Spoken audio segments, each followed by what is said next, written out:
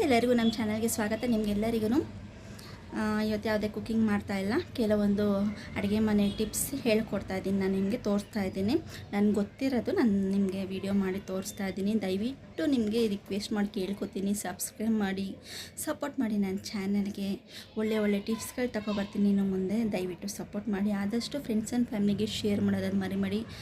ಮತ್ತು subscribe button ಪಕ್ಕದಲ್ಲಿ bell icon ಇದೆ, ಬೆಲ್ ಐಕನ್ ಆಲ್ ಅಂತ ಮಾಡಿಕೊಂಡ್ರೆ ನಾನು ಹಾಕೋ ಪ್ರತಿಯೊಂದು ವಿಡಿಯೋನೂ ನಿಮಗೆ ಮೊದಲು ಬರುತ್ತೆ ನೋಟಿಫಿಕೇಷನು. ದಯವಿಟ್ಟು ಸಪೋರ್ಟ್ ಮಾಡಿ, ಆದಷ್ಟು ಶೇರ್ ಮಾಡಿ. ಬನ್ನಿ ಯಾವ ಟಿಪ್ಸು ಅಂತ ಹೇಳ್ಬಿಟ್ಟು ನೋಡ್ಕೊಬರೋಣ. ಕರ್ಬೇವಿನ ಸೊಪ್ಪು ತುಂಬ ಬೇಗ ಒಣಗಬಾರ್ದು ಮತ್ತು ಹಾಳಾಗಬಾರ್ದು ಅಂದರೆ ಒಂದು ಒಳ್ಳೆ ಟಿಪ್ಸ್ ಹೇಳ್ಕೊಡ್ತಾಯಿದ್ದೀನಿ. ತುಂಬ ದಿನ ಒಂದು 15 ತಿಂಗಳವರೆಗೂ ಇಟ್ಕೋಬೋದು ನೀವು ಈ ಟಿಪ್ಸ್ನ ಫಾಲೋ ಮಾಡಿದ್ರೆ. ಈ ಥರ ತಗೊಂಡಿದ್ದೀನಿ ಕರ್ಬೇವಿನ ಸೊಪ್ಪು. ಒಂದು ಪ್ಲಾಸ್ಟಿಕ್ ಡಬ್ಬ, ತೇವಾಂಶ ಇರಬಾರ್ದು ಪ್ಲಾಸ್ಟಿಕ್ ಡಬ್ಬ ತೊಗೊಂಡಿದ್ದೀನಿ. ಮತ್ತು ಟಿಶ್ಯೂ ಪೇಪರ್ ತೊಗೊಂಡಿದ್ದೇನೆ. ಪ್ಲಾಸ್ಟಿಕ್ ಡಬ್ಬ ಒಳಗಡೆ ಟಿಶ್ಯೂ ಪೇಪರ್ ಹಿಂಗೆ ಇಟ್ಕೋಬೇಕು. ತೇವಾಂಶ ಏನಾದ್ರು ಇದ್ದರೆ ಇದು ಟಿಶ್ಯೂ ಪೇಪರ್ ಇದೆಯಲ್ಲ ಅದೆಲ್ಲ ಅಬ್ಸರ್ವ್ ಮಾಡ್ಕೊಳುತ್ತೆ. ತೇವಾಂಶ ಸ್ವಲ್ಪನೂ ಇರಬಾರ್ದು.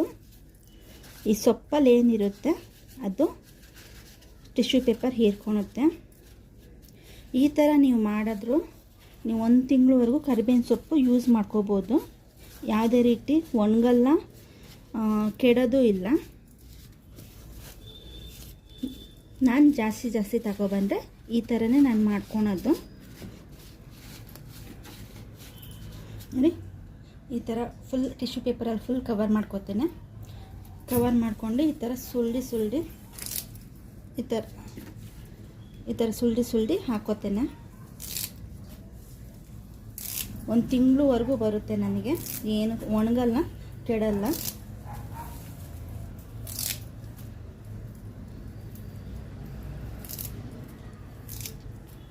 ಫ್ರಿಜ್ ಇಲ್ಲ ಅಂದರೂ ಪರವಾಗಿಲ್ಲ, ಈ ಥರ ನೀವು ಬಾಕ್ಸಲ್ಲಿ ಇಟ್ಕೊಂಡು ಟಿಶ್ಯೂ ಪೇಪರ್ ಅಂತ ನ್ಯೂಸ್ ಪೇಪರಲ್ಲೆಲ್ಲ ಇಟ್ಕೊಳಕ್ಕೆ ಹೋಗಬೇಡಿ. ನ್ಯೂಸ್ ಪೇಪರಲ್ಲಿ ಅಕ್ಷರಗಳು ಪ್ರಿಂಟ್ ಮಾಡೋಕ್ಕೆ ಕೆಮಿಕಲ್ ಎಲ್ಲ ಯೂಸ್ ಮಾಡಿರ್ತಾರೆ, ಅದೆಲ್ಲ ಇದಕ್ಕೆ ಅಂಟ್ಕೊಳುತ್ತೆ. ಅದಕ್ಕೋಸ್ಕರ ಟಿಶ್ಯೂ ಪೇಪರ್ ತೊಗೊಳ್ಳಿ. ಟಿಶ್ಯೂ ಪೇಪರಿಂದ ತುಂಬ ಚೆನ್ನಾಗಿ ವರ್ಕ್ ಆಗುತ್ತೆ.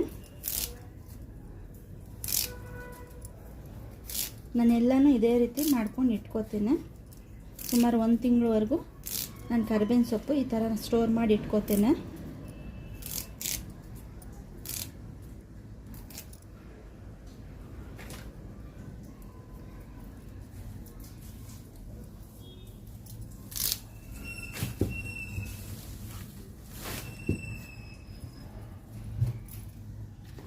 ನೋಡಿ, ಈ ಥರ ಇಟ್ಕೊಂಡು ಮೇಲುಗಡೆ ಒಂದು ಟಿಶ್ಯೂ ಪೇಪರ್ ಹಿಂಗೆ ಹಾಕ್ತೇನೆ.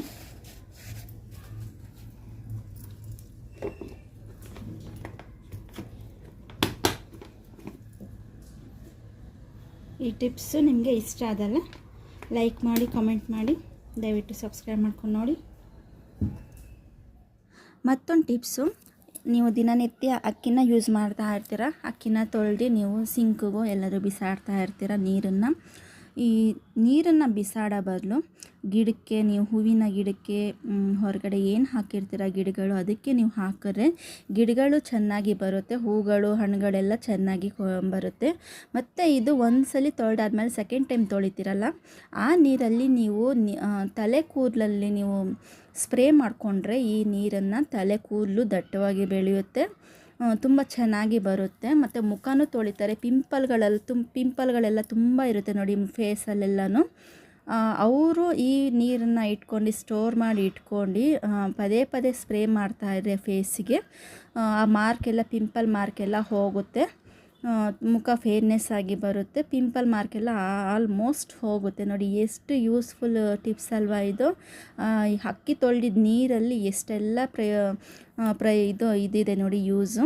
ನೋಡಿ, ಗಿಡಕ್ಕೆ ಹಾಕ್ತಾಯಿದ್ದೀನಿ ನಾನು ಪ್ರತಿಯೊಂದು. ಅಕ್ಕಿ ತೊಳೆದಿದ್ದ ನೀರೇ ಅಷ್ಟೇ ಅಲ್ಲ, ನೀವು ಏನು ವೆಜಿಟೇಬಲ್ಸ್ ತೊಳಿತೀರ, ಸೊಪ್ಪಾಗಲಿ ತರಕಾರಿಗಳಾಗಲಿ ಏನೇ ನೀರಿದ್ರೂ ಗಿಡಗಳಿಗೆ ಹಾಕಿ ಗಿಡಗಳ ಬೆಳವಣಿಗೆ ಚೆನ್ನಾಗಾಗುತ್ತೆ ಮತ್ತು ಹೂಗಳು ಹಣ್ಣುಗಳು ಚೆನ್ನಾಗಿ ಕೊಡುತ್ತೆ ಗಿಡಗಳು. ಮತ್ತು ಮತ್ತೊಂದು ಟಿಪ್ಸು, ಹಸಿಮೆಣಸಿನ್ಕಾಯಿ ಈ ಥರ ಜಾಸ್ತಿ ತೊಗೊಬಂದಿದ್ರೆ ಮತ್ತು ಕಮ್ಮಿ ತೊಗೊಬಂದಿದ್ರೆ ನೀವು ಕವರಲ್ಲೆಲ್ಲ ಇಟ್ಬಿಟ್ಟು ಇವಾಗ ಬಿಸಿಲು ಟೈಮು ಕೆಟ್ಟೋಗುತ್ತೆ. ಈ ಥರ ಒಂದು ಸ್ಟೋರೇಜ್ ಬಾಕ್ಸ್ ಇರುತ್ತೆ, ಈ ಥರ ಒಂದು ಟಿಶ್ಯೂ ಪೇಪರ್ ಹಾಕ್ಕೊಳ್ಳಿ. ಟಿಶ್ಯೂ ಪೇಪರ್ ಯಾಕೆ ಹಾಕೋತಾ ಇದ್ದೀನಿ ಅಂದರೆ ತೇವಾಂಶ ಏನಾದರೂ ನೀರಿನ ಅಂಶ ಏನಾದರೂ ಇದ್ದರೆ ಈ ಥರ ಮುಚ್ಚಿಟ್ಬಿಟ್ರೆ ನೀರು ಬಿಟ್ಕೊಳುತ್ತೆ. ಅದೆಲ್ಲ ನೀರು ಕೆಳಗಡೆ ಮೆಣಸಿನ್ಕಾಯಿ ಎಲ್ಲನೂ ಹೋಗಬಾರ್ದು, ಕೊಳಿಬಾರ್ದು, ಮೆಣಸಿನ್ಕಾಯಿ ಕೊಳಿಬಾರ್ದು ಅಂತ ಟಿಶ್ಯೂ ಪೇಪರ್ ರೌಂಡಾಗಿ ನಾನು ಈ ಥರ ಕವರ್ ಮಾಡಿಕ್ತಾ ಇದ್ದೀನಿ. ಮತ್ತು ನೀವು ಹಸಿ ಮೆಣಸಿನ್ಕಾಯಿ ತೊಟ್ಟು ಬರುತ್ತಲ್ಲ, ತೊಟ್ಟು ಸಮೇತ ಇಡಬಾರ್ದು. ಕವರಲ್ಲಾಗಲಿ ಏನರಲ್ಲಾಗಲಿ ಜಾಸ್ತಿ ದಿನ ಇಡಬೇಕಂದ್ರೆ ತೊಟ್ಟು ಸಮೇತ ಇಡಬೇಡಿ. ನೋಡಿ, ತೊಟ್ಟನ್ನ ಈ ಥರ ತೆಗೆದುಬಿಟ್ಟು ಈ ಥರ ಸ್ಟೋರ್ ಮಾಡಿ ಇಟ್ಕೊಳ್ಳಿ. ತುಂಬ 1 ತಿಂಗಳವರೆಗೂ, ಮಿನಿಮಮ್ 1 ತಿಂಗಳವರೆಗೂ ಬರುತ್ತೆ. ನೀವು ಜಾಸ್ತಿ ತಂದರೆ, ಕಮ್ಮಿನೂ ತಂದ್ರೂ ಅಷ್ಟೇ, ನೀವು ತೊಟ್ಟನ್ನ ತೆಗ್ದು ಈ ಥರ ಸ್ಟೋರ್ ಮಾಡಿ ಇಟ್ಕೊಂಡ್ರೆ ತುಂಬ ಚೆನ್ನಾಗಿರುತ್ತೆ. ಕೊಳ್ತೋಗಲ್ಲ, ಒಣಗೋಗಲ್ಲ. ನಾನು ಈ ಥರನೇ ಜಾಸ್ತಿ ತಗೊಬಂದು ಈ ಥರ ಸ್ಟೋರ್ ಮಾಡಿ ಇಟ್ಕೋತೀನಿ. ನಾನು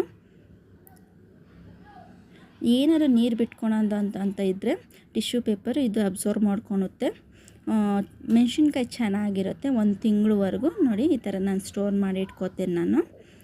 ಮತ್ತು ಮತ್ತೊಂದು ಟಿಪ್ಸು, ಈ ಥರ ನೀವು ಮರದ್ದು ಏನಾದ್ರು ಸ್ಪೂನ್ಸು ಈ ಥರ ಇರುತ್ತಲ್ಲ, ಇದು ಹೊಸದಾಗಿ ಚೆನ್ನಾಗಿ ಕಾಣಿಸ್ಬೇಕು, ಯಾವಾಗಲೂ ಚೆನ್ನಾಗಿ ಕಾಣಿಸ್ಬೇಕು ಅಂದರೆ 1-2 ಡ್ರಾಪು ಎಣ್ಣೆ ಹಚ್ಕೊಳ್ಳಿ. ಟಿಶ್ಯೂ ಪೇಪರಲ್ಲಿ ಈ ಥರ ಒರೆಸ್ಕೋಬೇಕು. ಎಷ್ಟು ಸ್ಪೂನ್ ಇದೆ ಇದು ಹಾಳಾಗಲ್ಲ. ನೀವು ಈ ಥರ ಮಾಡಿಕೊಂಡ್ರೆ ಹೊಸದಾಗಿ ಹೆಂಗೆ ತೊಗೊಂಡಿರ್ತೀವಿ ಹಂಗೆ ಇರುತ್ತೆ. ಈ ಥರ ಎಣ್ಣೆನ 1-2-3 ಡ್ರಾಪ್ ಈ ಥರ ಸವರಿ ಇಟ್ಟರೆ ತುಂಬ ಚೆನ್ನಾಗಿ ಬಾಳಿಕೆನೂ ಬರುತ್ತೆ, ಶೈನಿಂಗು ಹಾಗೆ ಇರುತ್ತೆ. ಇದರ ನೀವು ಹಾಗೇ ಇಡ್ಬೋದು, ಒಳಗಡೆನೇ ನೀವು ಗಾಳಿಗೆ ಈ ಥರ ಡ್ರೈ ಆಗೋಕ್ಕೆ ಬಿಡ್ಬೋದು. ಇಲ್ಲಾಂದರೆ ಒಂದು 15 ಮಿನಿಟ್ಸು ಆಚೆ ಕಡೆ ನೀವು ಬಿಸಿಲಿಗೆ ಇಟ್ಬಿಟ್ರು ಡ್ರೈ ಆಗುತ್ತೆ. ಎಣ್ಣೆ ಅಂಶ ಏನೂ ಇರಲ್ಲ ಇದರಲ್ಲಿ. ನೀವು ಹೊಸದಾಗಿ ಯಾವ ಥರ ತೊಗೊಂಡಿರ್ತೀರ ಅದೇ ಥರ ಇರುತ್ತೆ. ನೀವು ಈ ಥರ ಮಾಡಿಕೊಂಡ್ರೆ ಹಾಳಾಗಲ್ಲ. ಮತ್ತು ಬ್ಲ್ಯಾಕ್ ಆಗೋಗುತ್ತೆ, ಯೂಸ್ ಮಾಡ್ತಾ ಬ್ಲ್ಯಾಕ್ ಆಗೋಗುತ್ತೆ. ಆ ಥರ ಏನೂ ಆಗಲ್ಲ ಈ ಥರ ಮರದ್ದು ಸೌಟು ಏನಾದ್ರು ತೊಗೊಂಡ್ರೆ. ಎಷ್ಟು ಒಳ್ಳೆ ಟಿಪ್ಸ್ ಅಲ್ವಾ ಇದು, ಎಲ್ಲರಿಗೂ ಯೂಸ್ ಆಗೋವಂಥ ಟಿಪ್ಸ್ ಇದು. ಇದನ್ನು ನಾನು ಬಿಸಿಲಿಗೆ ಇಡ್ತಾಯಿದ್ದೀನಿ ಒಂದು 15 ಮಿನಿಟ್ಸ್, 10 ಮಿನಿಟ್ಸ್ ಇಲ್ಲ 15 ಮಿನಿಟ್ಸ್ ನಾನು ಬಿಸಿಲಿಗೆ ಇಡ್ತಾಯಿದ್ದೀನಿ. ಇದು ಡ್ರೈ ಆಗುತ್ತೆ, ಹಿಂಗೆ ಡ್ರೈ ಆಗುತ್ತೆ, ಶೈನಿಂಗ್ ಹಂಗೆ ಇರುತ್ತೆ. ಮತ್ತೊಂದು ಟಿಪ್ಸು, ಬೆಳ್ಳುಳ್ಳಿನ ಜಾಸ್ತಿ ನೀವು ಫಂಕ್ಷನ್ ಟೈಮಲ್ಲಿ ಬೆಳ್ಳುಳ್ಳಿ ಬಿಡ್ಸೋಕ್ಕಾಗಲ್ಲ ಜಾಸ್ತಿ ಅಂತ ಹೇಳಿದ್ರೆ ಒಂದು ಒಳ್ಳೆ ಟಿಪ್ಸ್ ಹೇಳ್ತಾ ಇದ್ದೀನಿ ನಿಮಗೆ.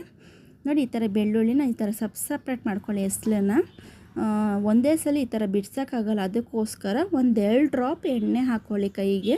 ನೋಡಿ, ಇಷ್ಟು ಎಣ್ಣೆದಲ್ಲಿ ಅಷ್ಟು ನಾವು ಬೆಳ್ಳುಳ್ಳಿ ಬಿಡಿಸ್ಕೋಬೋದು. ನಾವು ಬೆಳ್ಳುಳ್ಳಿ ಎಲ್ಲದಕ್ಕೂ ಸವರಬೇಕು. ಈ ಥರ ಎಲ್ಲ ಬೆಳ್ಳುಳ್ಳಿಗೂ ಈ ಥರ ಎಣ್ಣೆನ ಸವರಬೇಕು. 2 ಡ್ರಾಪು, ಜಾಸ್ತಿ ಹಾಕ್ಕೊಳಕ್ಕೆ ಹೋಗಬೇಡಿ. ಈ ಥರ 2 ಡ್ರಾಪು ಬೆಳ್ಳುಳ್ಳಿ ಎಸ್ಲಿಗೆಲ್ಲ ಈ ಥರ ಸವರಬೇಕು.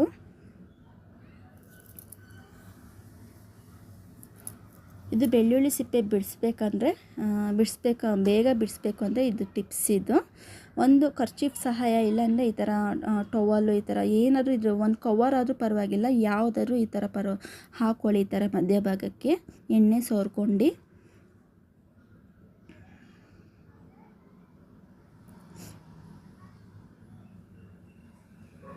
ನೋಡಿ, ಈ ಥರ ಗಂಟು ಕಟ್ಕೊಂಡು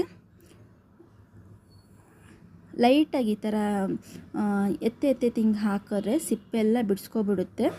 ಮತ್ತು ಕೈಯಲ್ಲಿ ಉಜ್ಜಿದ್ರೂ ನೋಡಿ, ಈ ಥರ ಕೈಯಲ್ಲಿ ಉಜ್ಜಿದ್ರೂ ಸಿಪ್ಪೆಲ್ಲ ಸಪ್ರೇಟ್ ಆಗೋಗುತ್ತೆ, ಬೆಳ್ಳುಳ್ಳಿ ಸಪ್ರೇಟ್ ಆಗುತ್ತೆ ಎಣ್ಣೆ ಸವರ್ಬಿಟ್ಟು ಮಾಡಿದ್ರೆ.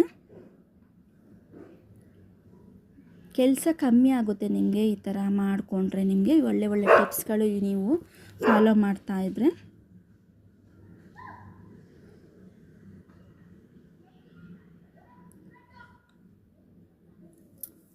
ಫಂಕ್ಷನ್ ಟೈಮಲ್ಲೆಲ್ಲ ಅಷ್ಟು KG ಗಟ್ಟಲೆ ಎಲ್ಲ ಸುಳಿಯೋಕ್ಕಾಗಲ್ಲ, ಅದಕ್ಕೋಸ್ಕರ ಈ ಥರ ಒಳ್ಳೆ ಟಿಪ್ಸ್ ಯೂಸ್ ಮಾಡಿ. ನೋಡಿ, ಎಷ್ಟು ಬೇಗ ಬಿಡಿಸ್ಕೊಂಡೆ. ನೋಡಿ, ಸಿಪ್ಪೆ ಎಲ್ಲ ಸಪ್ರೇಟ್ ಆಯಿತು, ಬೆಳ್ಳುಳ್ಳಿ ಎಲ್ಲ ಸಪ್ರೇಟ್ ಆಯಿತು.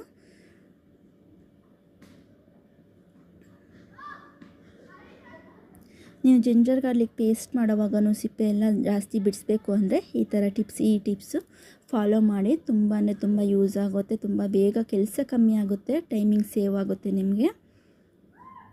ಈ ಟಿಪ್ಸ್ಗಳು ನಿಮಗೆ ಇಷ್ಟ ಆದಲ್ಲಿ ಆದಷ್ಟು ಲೈಕ್ ಮಾಡಿ, ಸಬ್ಸ್ಕ್ರೈಬ್ ಮಾಡ್ಕೊಂಡು ನೋಡಿ.